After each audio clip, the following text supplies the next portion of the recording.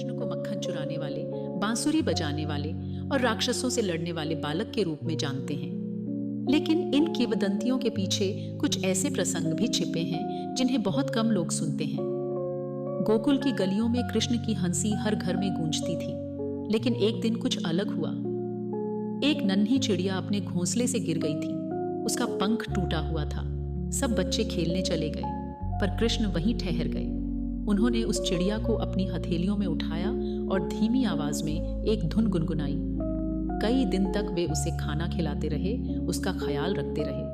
और फिर एक सुबह वो चिड़िया उड़ गई।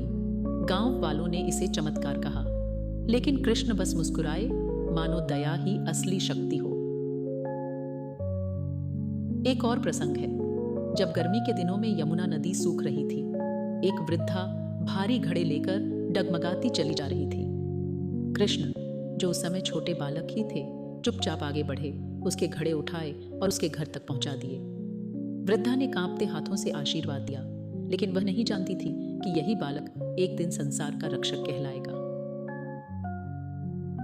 अपने खेलों में भी कृष्ण का हृदय झलकता था।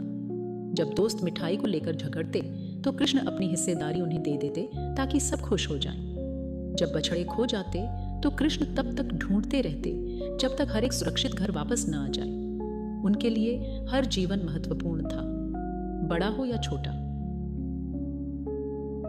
शायद ये छोटी कहानियां हमें एक बड़ी सच्चाई बताती हैं कि कृष्ण का असली जादू सिर्फ पर्वत उठाने या दुष्टों का नाश करने में नहीं था, बल्कि उन छोटे छोटे कामों में था जिनसे उन्होंने लोगों के दिल छू लिए। आज जब हम कृष्ण को याद करते हैं तो हमें सिर्फ उनकी बांसुरी, उनके चमत्कार या उनकी लीलाओं को ही नहीं, बल्कि उस छोटे बालक को भी याद करना चाहिए जिसने एक चिड़िया को उड़ना सिखाया, एक वृद्धा का बोझ उठाया और अपनी दया से हमें यह सिखाया कि सच्चा दिव्यत्व क्या होता है।